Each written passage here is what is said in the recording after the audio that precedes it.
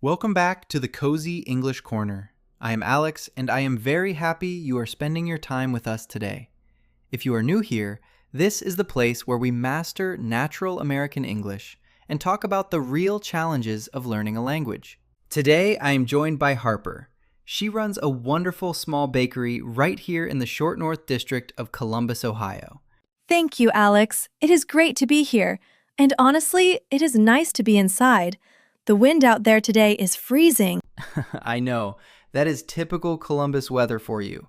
Sunny and mild yesterday, and today it feels like a snowstorm is hiding just behind the clouds. Exactly. The humidity makes the cold feel like it goes straight to your bones. But baking bread keeps my shop warm, so I cannot complain too much. That sounds incredibly cozy. Now, Harper, you moved to the US about 5 years ago, correct? And you have built a successful business from the ground up. Yes, that is right. It has been a long journey. But while baking is universal, communicating with suppliers, landlords, and customers in English is a completely different challenge. That brings us exactly to today's topic. We are looking at 3 small words that cause a massive amount of confusion. Be, been, and being. Those 3 words are my nightmare. They look similar, they sound similar, but I always freeze when I have to use them in an email. Let us talk about that feeling of freezing. What goes through your mind when you are sitting at your computer trying to choose the right word? It is a deep insecurity.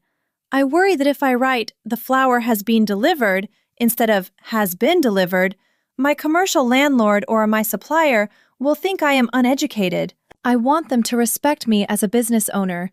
But when my grammar breaks down, I feel like they just see me as someone who does not belong at the negotiating table. I appreciate you sharing that, Harper.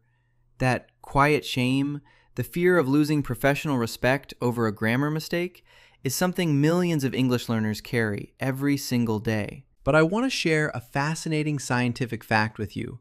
There is a reason the verb to be is so incredibly confusing to learn. Wait, really? It is not just because my brain refuses to memorize the rules? Not at all.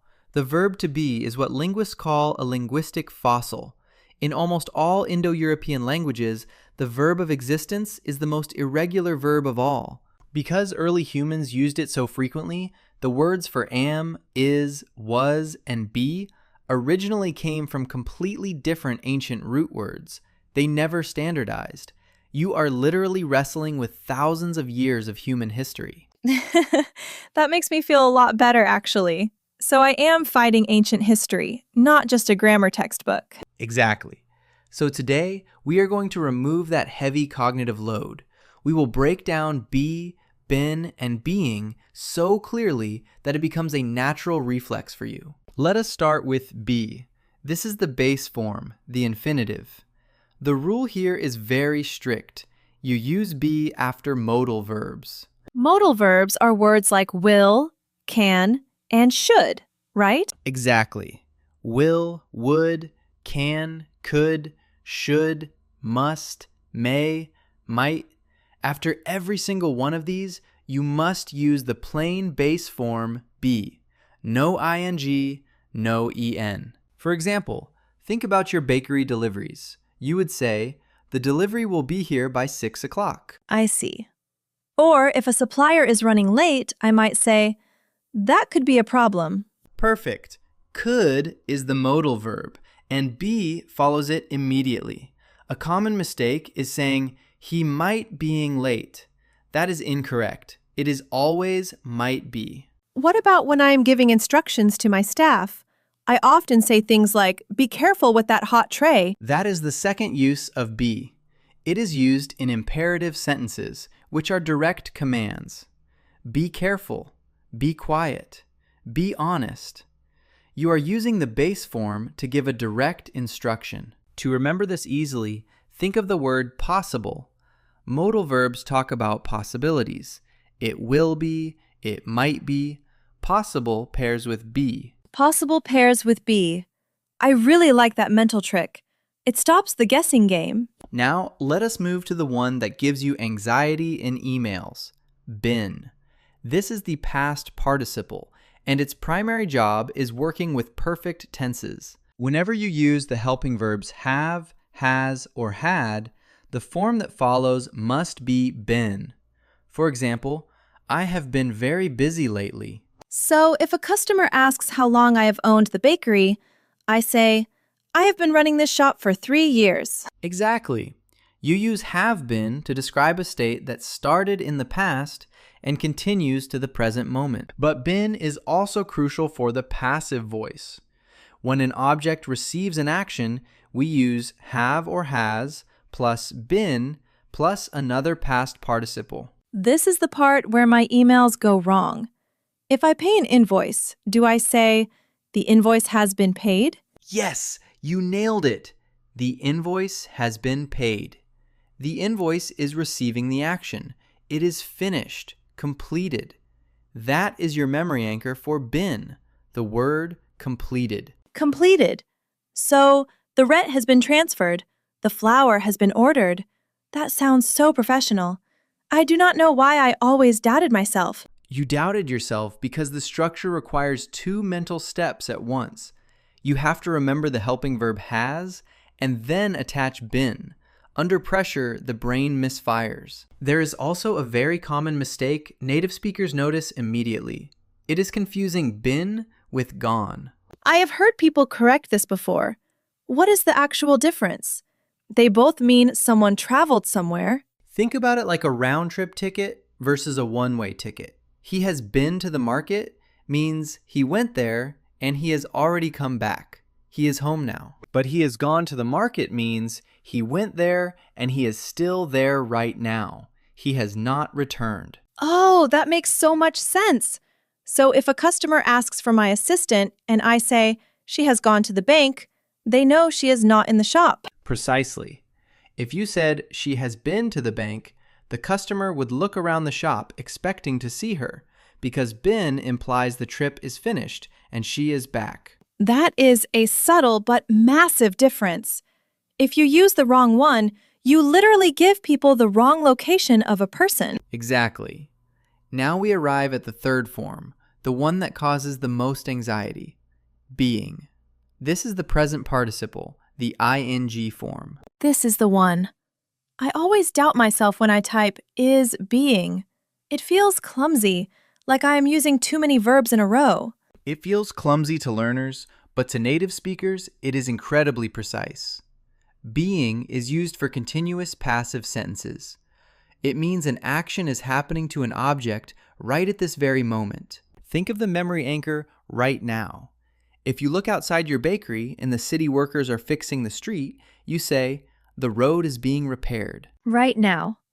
Okay. So if a customer asks where their special order cake is, and it is currently in the oven, I can say, the cake is being baked? Yes, is plus being plus the past participle. The cake is being baked right now. It communicates progress. It tells your customer that work is actively happening. What if I wanted to talk about yesterday? Like, the power went out while the cake was in the oven. Great question. You just changed the helping verb to the past tense. The cake was being baked when the power went out. I see. The being stays exactly the same, but the is changes to was. It really is all about the helping verb that comes before it. That is the absolute core secret to this entire grammar rule. The helping verb dictates the form. I call it the look to the left rule. When you are typing that email and you freeze, do not panic. Look to the left. Did you type a modal verb like will or should? Then use be. Did you type have, has, or had? Then you must use been. And if you typed am, is, are, was, or were to describe an ongoing action, you must use being. Look to the left. That is brilliant. It takes all the emotion and insecurity out of it and turns it into a simple mechanical check. Exactly. Grammar should not be a test of your intelligence. It is just a set of tools. Once you know which handle fits which tool, you can build anything. There is one more thing I hear people say. Sometimes they use being to talk about a person's mood. Like, You are being difficult. Is that different? That is an excellent observation. Yes, being is also used to describe a temporary behavior. If I say, he is kind, that means it is his permanent personality. But if I say, he is being kind today, it means his behavior right now, in this temporary moment, is kind. Maybe usually he is very grumpy. That happens in retail all the time. A customer who is normally demanding comes in and acts nicely, and my staff will whisper, "She is being very polite today." That is a perfect real-world example. It emphasizes that the behavior is unusual or temporary. It is a very sophisticated way to express nuance in English. I feel like a weight has been lifted off my shoulders. Wait, has been lifted. Did I do that right? You did that perfectly. Has is the helping verb, so you looked to the left and used been. It is a completed action. This means tomorrow, when I sit down to email my commercial landlord, I do not have to guess. I will just check my helping verbs. The rent has been paid. The oven is being repaired. The shop will be open. Exactly. You are completely in control. Never let an irregular verb make you feel like you do not belong in the room. You built a business in a second language, Harper. You are more than capable of mastering this. Thank you, Alex. I really needed to hear that. It is funny how a small grammar rule can carry so much emotional baggage. It is completely normal. Language is how we present ourselves to the world. When the language breaks, we feel exposed. But today, you fixed the break. To our listeners, remember your 3 memory anchors. Possible pairs with be, completed pairs with been, right now pairs with being, and always look to the left. And if you are ever in the short north here in Columbus, come by the bakery. The croissants are being baked fresh every morning. I will definitely be stopping by for a coffee and a pastry very soon. Thank you for joining us today, Harper, and sharing your experience. And thank you to everyone listening. Keep practicing, do not let mistakes define your confidence, and we will see you next time in the Cozy English Corner.